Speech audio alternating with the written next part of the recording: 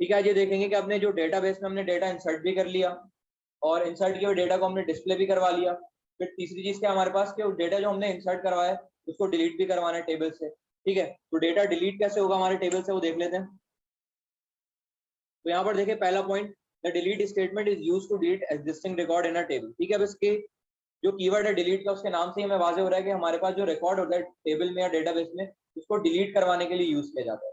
ठीक है, अब उसका सेंटेंस क्या होगा देखें, यहाँ पर देखिए क्या लिखा हुआ है, डिलीट फ्रॉम टेबल का नाम और वेयर और कोई भी कंडीशन हो सकती है। ठीक है, अब आखिरी पॉइंट में देखें क्या समझ में आ रहा है, जो एक मैंने क्वेरी लिखी है कि डिलीट फ्रॉम टीवीएल एम्प्लॉय, मतलब मेरे पास एक टीवीएल एम्प्लॉय के नाम का एक टेबल है जिसमें से मैं डेटा डिलीट करवा रहा हूँ। और डेटा डिलीट कौन सा करवा रहा हूँ,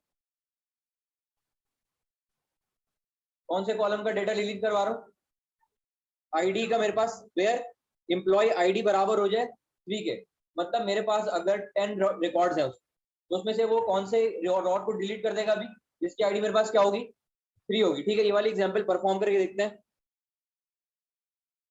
ठीक है, हम यहाँ पर अपने डीबी स्कूल वाले डेटाबेस में काम कर रहे हैं, तो उसको मैं सेलेक्ट कर लेता हूँ क्लिक करके।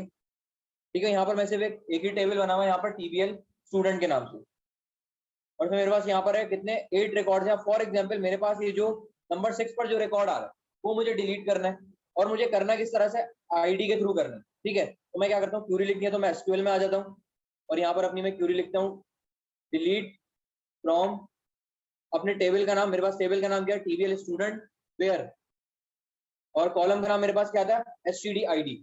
मैंने कहा जहां पर मेरे पास एसटीडी आईडी बराबर हो जाए किसके, 6 के, मैंने कहा उस रॉ को डिलीट कर देना जहां पर मेरे पास आईडी इक्वल हो जाए किसके, 6 के। ठीक है, अब जैसे ही मैं यहाँ पर आकर कंट्रोल एंटर या तो गो पे क्लिक करता हूँ, तो यहाँ पर मुझसे पूछ रहा है, एक मुझसे परमिशन मांग रहा है कि आपको डिलीट करना है डेटा। जैसे हम कोई भी फाइल या फोल्डर डिलीट करने से पहले हमसे क्या पूछता है, वो परमिशन मांगता है कि इसको डिलीट करना है या नहीं करना। वही मुझसे परमिशन मांग रहा है, मैंने कहा डिलीट कर दो, ओके। ठीक है, तो यहाँ पर देखिए मेरे पास क्या मैसेज आ गया, 1 रॉ अफेक्टेड, मतलब एक रॉ पर क्या हुआ है, अफेक्ट हुआ है। अब वो देख लेते हैं, अगर मैं दोबारा अपने टेबल को ब्राउज करता हूँ तो यहाँ पर देखें 5 के बाद डायरेक्ट क्या आ गया, 7। नंबर जो 6 वाली रॉ थी वो डिलीट हो गई। ठीक है, ये तो मेरे पास आईडी की वजह से हुआ है, लेकिन अगर फॉर एग्जाम्पल मुझे किसी के नाम के थ्रू डिलीट करवाना होता,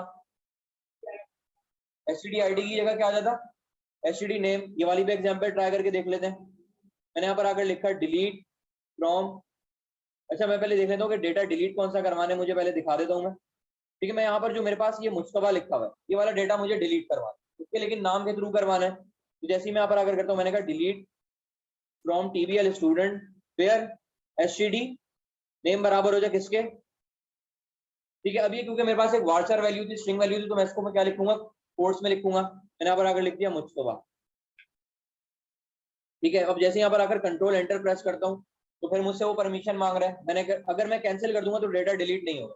ठीक है, लेकिन अगर मैं यहाँ से दोबारा कंट्रोल एंटर प्रेस करता हूँ और ओके पे क्लिक कर दूंगा तो यहाँ पर, अच्छा यहाँ पर मेरे पास कह रहा है 0 रॉज अफेक्टेड। मैं देख लेता हूँ स्पेलिंग तो नहीं गलत हो गई। ठीक है, यहाँ पर स्पेलिंग गलत हो गई है, तो यहाँ से मैं कॉपी करता हूँ स्पेलिंग को और यहाँ पर आकर दोबारा क्यूरी लिखता हूँ, delete from TBL student where STD name बराबर हो जाए किसके, जो मैंने यहाँ से कॉपी किया हुआ था। ठीक है, अब जैसे ही मैं यहाँ पर आकर कंट्रोल एंटर प्रेस करता हूँ तो यहाँ पर देखिए मेरे पास क्या मैसेज आ गया, 1 रॉ अफेक्टेड। ठीक है, अगर मैं दोबारा यहाँ पर अपने डेटा को ब्राउज करता हूँ, यहाँ पर अगर क्लिक करूंगा दोबारा तो यहाँ पर देखिए मेरे पास वो डिलीट हो गई रॉ। ठीक है, लेकिन आईडी के थ्रू मैं सारा काम परफॉर्म करूंगा, अपडेट भी अगर करूंगा तो आईडी के थ्रू करूंगा, और अगर मुझे कोई डेटा डिलीट भी करना है तो भी मैं किसके थ्रू करूंगा, आईडी के थ्रू करूंगा। इसकी वजह क्या है, मेरे पास अगर फॉर एग्जाम्पल आईडी मेरे पास देखें यूनिक है, इसी वजह से क्या होगा, सारा काम आईडी के थ्रू होगा। ठीक है, जैसे आप लोग की स्टूडेंट आईडी है, अब फॉर एग्जाम्पल मैं नाम के थ्रू क्या करवा रहा हूँ, स्टूडेंट का जो डेटा है वो डिलीट करवा रहा हूँ। अब अगर फॉर एग्जाम्पल कोई ऐसा स्टूडेंट मेरे पास आ गया, मतलब इस टेबल में मेरे पास ऐसा नाम आ गया, मतलब मैंने यहाँ पर लिखा हुआ है ताहा। अब यहाँ पर मेरे पास अगर ताहा मल्टीपल टाइम लिखा होता तो मेरे पास क्या होता, और अगर मैंने कहा उस डेटा को डिलीट कर दो, अगर पर समझ 5 दफा यहाँ पर ताहा लिखा हुआ है इस कॉलम में, और अगर मैं उसके नाम के थ्रू कॉलम को डिलीट करवाना चाहूँ तो मेरे पास क्या इफेक्ट पड़ेगा रॉ पे, नहीं नाम के थ्रू अगर करवाना, हाँ मेरे पास क्या होगा, क्योंकि मेरे पास क्या हो गया, वो जहां जहां उसको ताहा लिखा हुआ नजर आएगा उस कॉलम में सबको क्या कर देगा, वो डिलीट कर देगा। इसीलिए मैं क्या करता हूँ, सारा जो काम होता है डिलीट करने का और सारा काम करता हूँ, जो अपडेट करने का सारा किसके थ्रू होगा, वो आईडी के थ्रू होगा, क्योंकि आईडी यूनिक होती है। जैसे आप लोग भी स्टूडेंट आईडी क्या है, हर एक स्टूडेंट की आईडी क्या है, यूनिक है, वो कभी भी डुप्लीकेट नहीं हो सकती।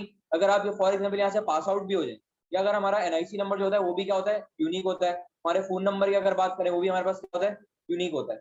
ठीक है, तो इसी थ्रू मैं क्या करूंगा, सारा काम किसके थ्रू करूंगा, अपडेट और डिलीट वाला सारा आईडी के थ्रू करूंगा। ठीक है, वापस आते हैं अपनी स्लाइड पर। अब देखें यहाँ पर क्या कर रहे हैं, नोट पर यहाँ पर क्या कर रहे हैं कि be careful when deleting record in a table, notice where clause in the statement. क्या कह रहा है, अपना जो वेयर क्लॉज लगाया हुआ है ना मैंने, मतलब जो मैंने अपने क्यूरी में जो वेयर लिखा हुआ है ना, उसको अगर आप नोटिस करें, ठीक है, the clause specify which record should be deleted. ठीक है, ये वाला पॉइंट समझ में आया। ये जो वेयर का क्लॉज है ना, हमारा वेयर के क्लॉज के बाद जो हमने कंडीशन लिखी हुई है, यही डिसाइड कर रहा है हमारे पास कि हमें रॉ कौन सी डिलीट करनी है।